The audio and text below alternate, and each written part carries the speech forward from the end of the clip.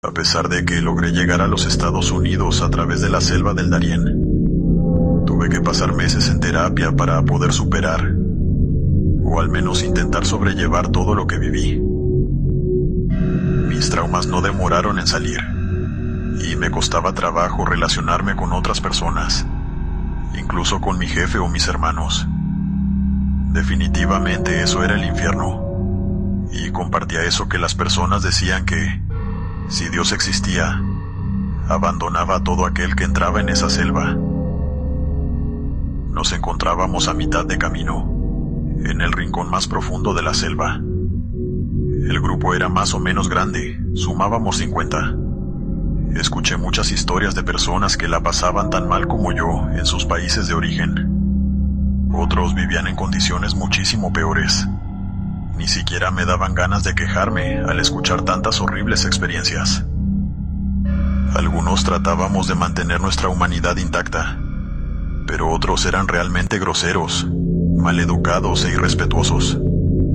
A pesar de que nuestro guía era amable y trataba de mantener el orden, a veces perdía la paciencia y decía que su trabajo era guiarnos, y que no era problema suyo si decidíamos matarnos unos a otros. Era cierto. Ese hombre hacía mucho con aguantar las quejas de personas que le pedían que redujera el paso, o cuando le suplicaban que era momento de descansar aún sabiendo el peligro que abunda en ese lugar. Y en cuanto él se negaba, entonces lo insultaban. Era peor cuando el sol comenzaba a ocultarse. Le decían que ya era hora de quedarse allí y esperar hasta el día siguiente para retomar la marcha. Pero a él eso no le importaba. Quería que avanzáramos lo más que se pudiera. Fue así como llegó aquella noche que lo cambió todo. Una que nos marcó a todos los que sobrevivimos. Dormíamos placenteramente, más por cansancio que por gusto. Era incómodo y los mosquitos no ayudaban para nada. Además, comprobé que si nos concentrábamos podíamos escuchar gritos desde otros rincones de la selva, pero era mejor ignorarlos.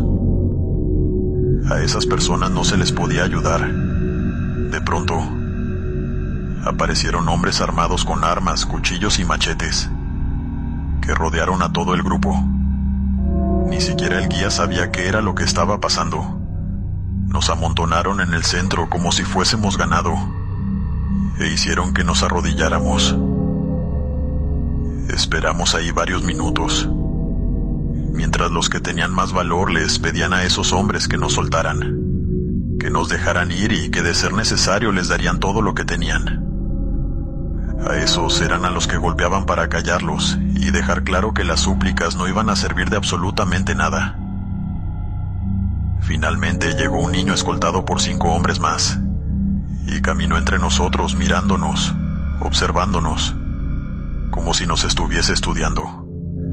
Tenía joyas en su cuello y manos, pero la ropa rasgada y muy sucia. Escogió a una mujer de entre todos nosotros, y la apartaron del grupo mientras otro hombre hacía un símbolo raro en uno de los árboles ayudándose con un cuchillo. Todos observamos cómo pusieron ahí a la mujer y entonces le quitaron la vida de una manera tan sanguinaria que prefiero mejor no dar los detalles. Sus gritos se escuchaban por toda la selva hasta que quedó en silencio. Nadie se movió. Nadie hizo nada. Todos miramos eso sin mover un solo dedo. Después el niño escogió a otro, y entendimos que podría pasarse toda la noche en eso sin que le importaran nuestras vidas. Todos teníamos miedo, pero de nada servía quedarnos ahí y ser asesinados uno por uno.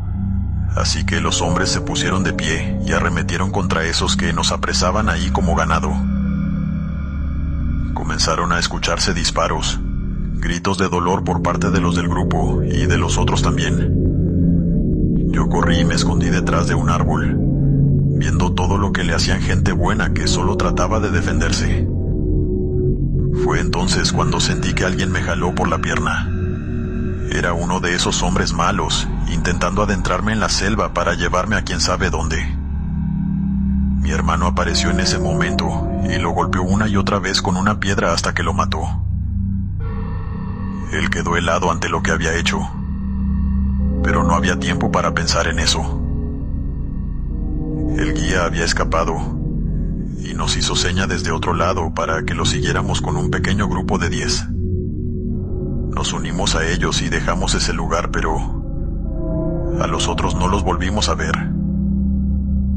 Se escuchaban gritos aún mientras corríamos, pero no podíamos mirar atrás. Los abandonamos. No puedo decir que llegar a los Estados Unidos valió la pena, porque muchas vidas se perdieron en el camino, y otras al defendernos de esas horribles personas. Yo huí del miedo como un cobarde, y debo vivir con eso por el resto de mi vida.